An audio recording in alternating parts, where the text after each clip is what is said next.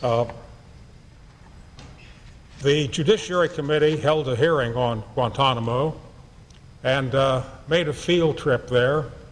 A number of us, including myself, went to take a look at Guantanamo, to see it firsthand and to question people there. I had gone there with the expectation of having a field hearing there. I wanted to hear from the officials at Guantanamo. And when I got to Guantanamo after the flight in, I was told there would be no field hearing, which was a disappointment and really contrary to what I'd understood the arrangement to be. But we held a hearing and have devoted a considerable amount of work to the issue, knowing that, or thinking that the administration's military commissions would be struck down because they did so little, had no real relationship to due process, and we've prepared legislation.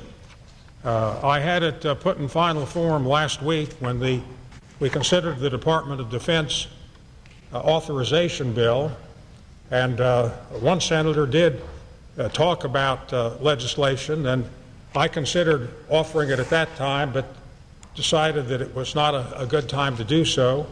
But we have it ready to go, ready for introduction.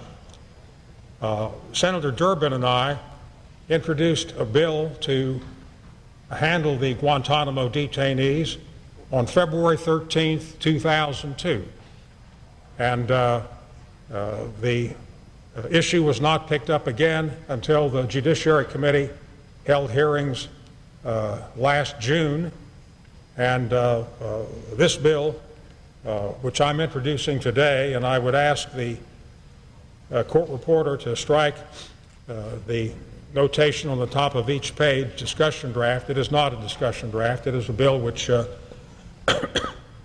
I'm introducing. I believe will satisfy the requirements of the Supreme Court of the United States.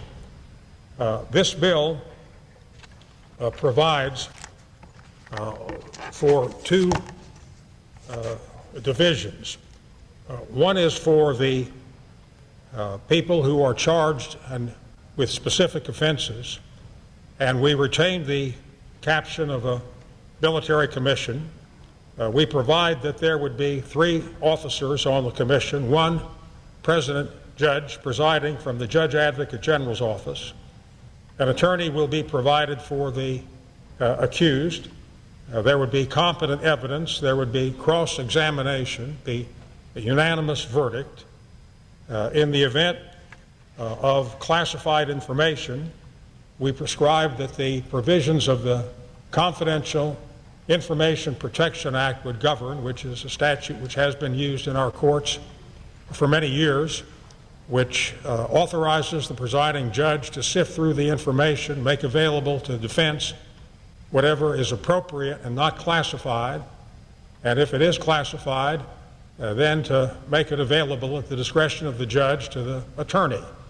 The attorney for the accused would be cleared through regular channels to deal with classified information, so that we would be protecting the classified information by having it viewed only by someone authorized to take a look at it, and having the maximum exposure practical so that the defense lawyer would be able to use it in the defense of his client. Not a perfect situation, but that's the way we have dealt with confidential information under the so-called CSPA, Confidential Information Protection Act. In our legislation, we also deal with the enemy combatants. These are the individuals who have been detained at Guantanamo under an arrangement where there is no limit as to the length of their detention. And that has caused considerable angst, considerable objection, but it is a very difficult matter.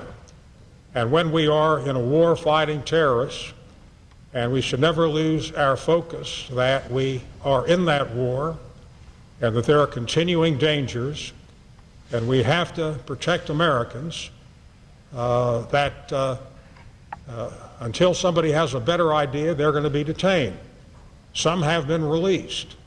and some of those released have been found on the battlefields killing Americans. So that the detention of enemy combatants is an ongoing problem.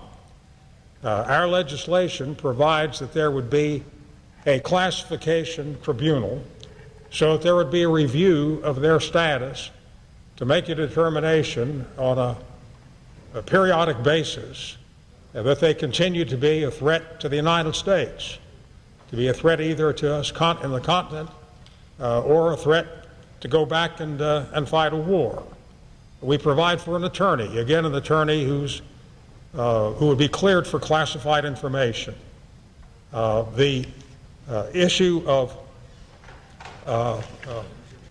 evidence is a much more difficult one because these enemy combatants are frequently taken into custody on a battlefield situation where competent evidence is not present. So we allow for hearsay. In the Supreme Court opinion, there is leeway granted to have sufficient due process on a showing of necessity. The Supreme Court found, for example, that the President had demonstrated sufficiently that there could not be trials in the United States federal district courts, so that ruling that out was fine, was acceptable.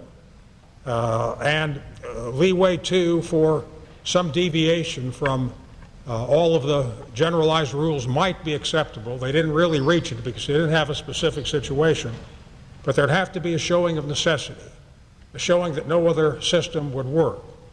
So in dealing with the enemy combatants, we're still struggling as to how to handle it. On the issue of indefinite detention, recognizing that they continue to be a threat. The legislation which I'm introducing today has received considerable thought and considerable analysis. And as I say, it picks up on legislation which Senator Durbin and I introduced on February 13, 2002.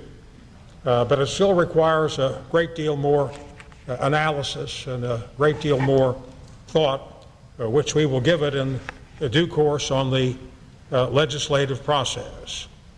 We have altered our schedule in the Judiciary Committee to reserve July 11th for a hearing. Second day we're back, first day we come back on a Tuesday and really swing into action, where we will take up an analysis of Hamdan versus Rumsfeld in greater detail than we could do here this afternoon in a short floor statement, and with only a few hours to digest 6 opinions and 177 pages.